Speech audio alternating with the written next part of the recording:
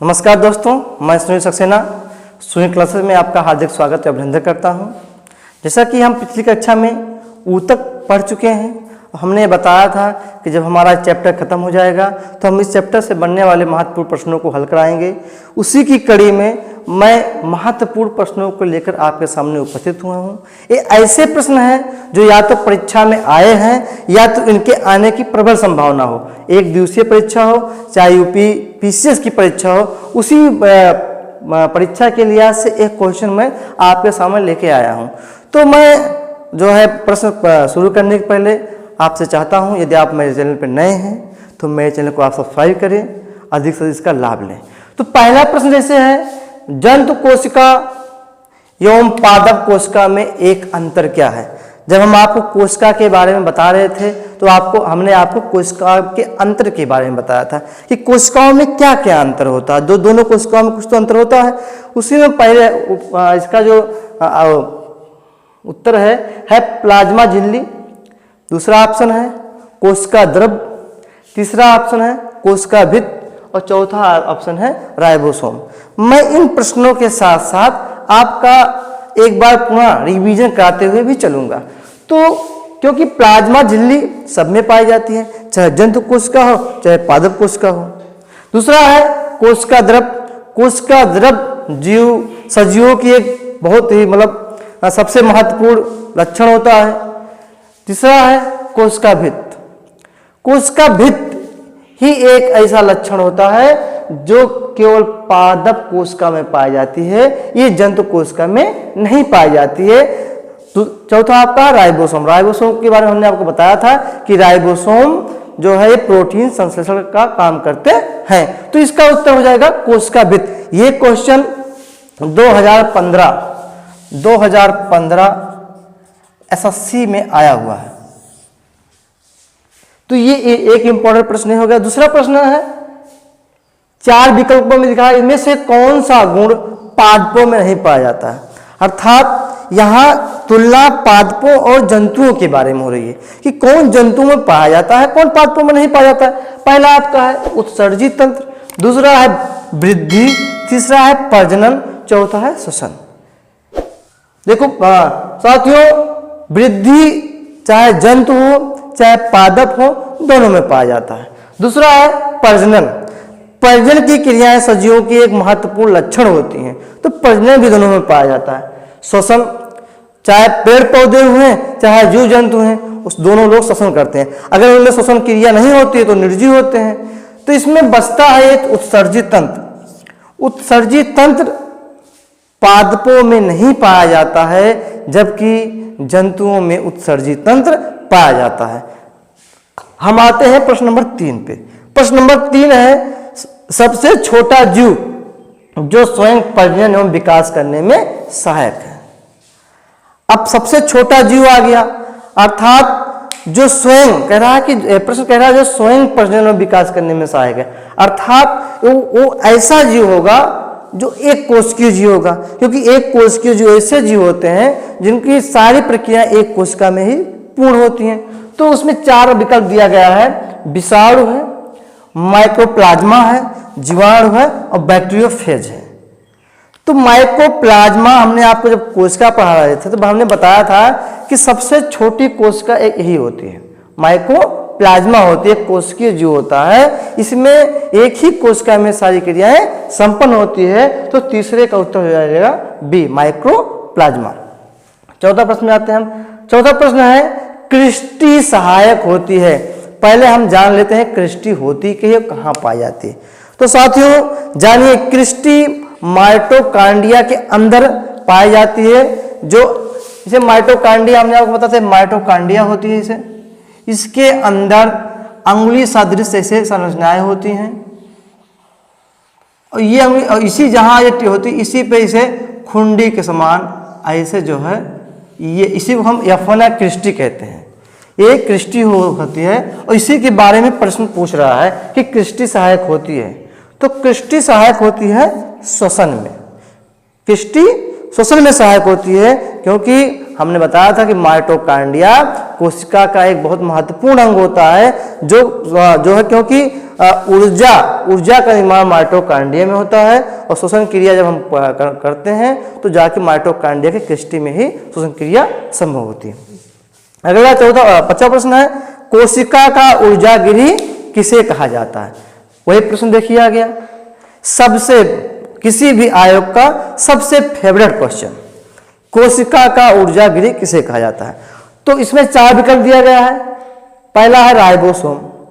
Ribosome को जो protein संश्लेषण का काम करता है। माइटोकॉन्ड्रिया, कोशिका का जो माइटोकॉन्ड्रिया होता है वही ऊर्जा के निर्माण का काम करता है, अर्थात कोशिकाओं में जो माइटोकॉन्ड्रिया होता है उसी को कोशिका का ऊर्जा गृह कहते हैं। ऊर्जा गृह क्यों कहते हैं? क्योंकि ऊर्जा यहीं बनती है। जो कुछ भोजन हम ग्रहण करते हैं उससे ग्लूकोज बनता है, इसके साथ साथ जो ऑक्सीजन हम लेते हैं श्वसन के रूप में, दोनों कोशिकाओं किसी माइटोकॉन्ड्रिया में जाके क्रिया करती हैं, कार्बन डाइऑक्साइड, जल व ऊर्जा बनता है। तो ऊर्जा बनाने में सबसे महत्वपूर्ण योगदान माइटोकॉन्ड्रिया का होता है, इसीलिए माइटोकॉन्ड्रिया को कोशिका का ऊर्जा गृह भी कहा जाता है। अगले प्रश्न पे आते हैं, प्रश्न नंबर 6 पे। प्रश्न नंबर 6 है, विभज्योतक ऊतक स्थिति के अनुसार होता है। पहले हम समझते हैं, हमने आपको बताया था कि विभज्योतक ऊतक पाया कहा जाता है। अच्छा, विभज्योतक ऊतक पाया जाता है पौधों में। हमने ये भी बताया था कि विभज्योतक ऊतक ऐसा ऊतक होता है जिसकी कोशिकाओं में विभाजन होता रहता है। तो विभज्योतक ऊतक में हमने आपको बताया था कि विभज्योतक ऊतक 3 प्रकार के होते हैं। हमने आपको बताया था शीर्षस्थ, अंतर्वेशी बताया था, पार्श्वी बताया था।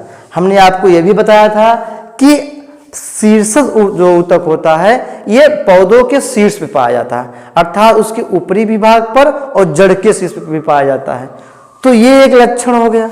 दूसरा अंतर्वेशी, हमने आपको बताया था कि जो पौधों की तनों में जो पर्व होती हैं, अर्थात जहां से तने निकलते हैं वहां अंतर्वेशी ऊतक पाया जाता है, जैसे तनों को निकलने में सहायता देता है। अगला हमने आपको बताया था पार्श्वीय ऊतक। पार्श्वीय ऊतक हमने बताया था कि पौधों की मोटाई अर्थात पौधों की मोटाई में वृद्धि का कार्य कौन करता है? पार्श्वीय ऊतक करता है। कहने का मतलब इसका मतलब चारों सही है, इसका चारों सही है, क्योंकि प्रश्न पूछ रहा है विभज्योतक ऊतक स्थिति के अनुसार होता है, तो विभज्योतक ऊतक में ये तीनों विभज्योतक ऊतक के अंतर्गत पाए जाते हैं। अगला है प्रश्न नंबर 7 है, जाइलम का कार्य होता है। हमने आपको बहुत अच्छे से बताया था, हमने इसको याद करने का तरीका भी बताया था कि जाइलम ऊतक को हम कैसे याद करते हैं। हमने बताया था आपको जा से जड़, जा से जाइलम, जा से जड़, अर्थात जाइलम का काम है जड़ों से जल का संवहन पौधे के विभिन्न भागों में करना। तो वही प्रश्न पूछ रहा है जाइलम का कार्य क्या होता है? तो जाइलम का कार्य होता है संवहन पदार्थों।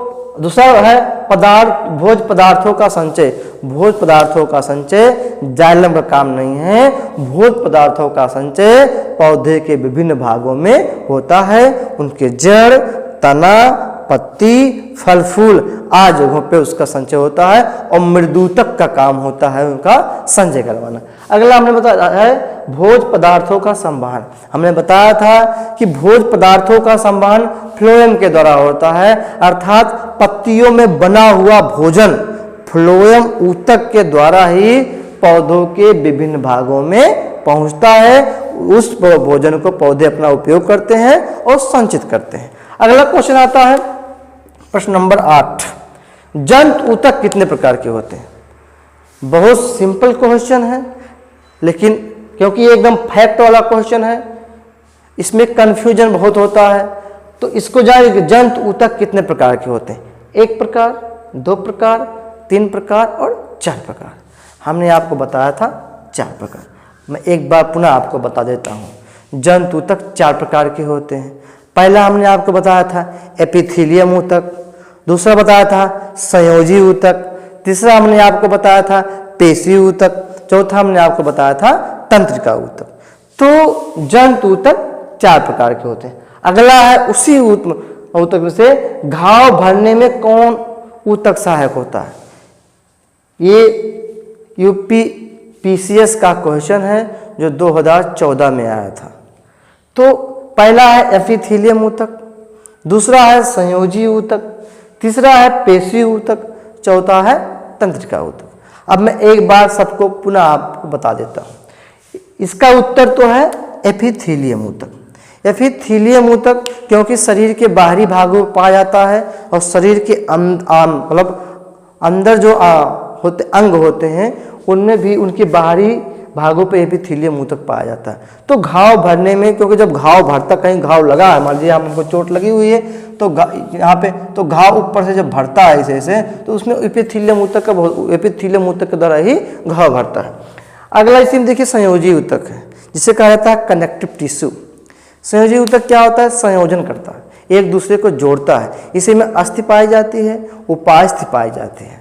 हमने आपको बताया था, अस्थियों के बारे में बताया था, उपास्थियों के बारे में बताया था। हमने आपको ये भी बताया था कि एक तरल संयोजी ऊतक होता है जो जिसे हम रक्त कहते हैं। रक्त एक तरल संयोजी ऊतक होता है। इसके बाद पेशी ऊतक।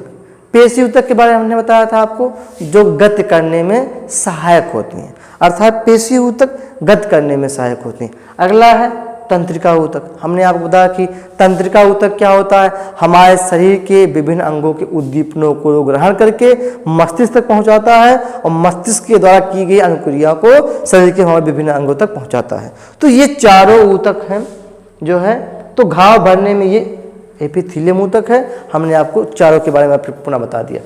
आज का आखिरी क्वेश्चन है 10वां नंबर, पेशी को अस्थि से कौन ऊतक जोड़ता है? पेशी को अस्थि से कौन ऊतक जोड़ता है?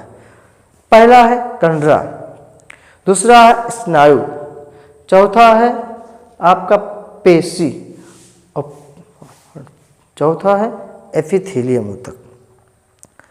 तो इसका उत्तर हो जाएगा कंडरा, क्योंकि कंडरा है, हमने आपको बताया था, कंडरा जो है पेशियों को अस्थियों से जोड़ता है, अर्थात मांसपेशियों को हड्डी से जोड़ता है, जबकि स्नायु अस्थियों को अस्थियों से जोड़ता है। पेशी हमने बताया था ये गति करने में सहायक होता है। अगला है एपिथेलियम, तो हमने आपके बारे में बता दिया। ये 10 क्वेश्चन थे। इसके अलावा कुछ क्वेश्चन हमारे पास और हैं, मैं आपको पढ़ के बता दें। एक क्वेश्चन आता है कि शरीर में या पैरों में मोच आने का कारण क्या है? तो इसको जान लीजिए, शरीर में मोच कब आती है? जब स्नायु टूटती है तब मोच आता है। तो ये क्वेश्चन जो है 10 क्वेश्चन आज मैं लेके आया हूँ और 10 क्वेश्चन हमने आपको उसके पूरे डिटेल मतलब हमने उसकी व्याख्या भी कर दी। मुझे आशा है आपको समझ में आया होगा। इसके साथ साथ 10 क्वेश्चन तो आपको जो है हमने समझाया।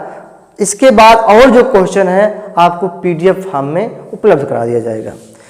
साथ ही साथ यदि आपको इस पूरे चैप्टर से कोई भी मतलब कुछ भी समझ में ना आया हो तो आप कमेंट बॉक्स में कमेंट कर सकते हैं। साथ ही आप हमारे चैनल को अधिक से अधिक सब्सक्राइब करें, मतलब लाइक करें व वीडियो को शेयर करें। धन्यवाद। जय हिंद।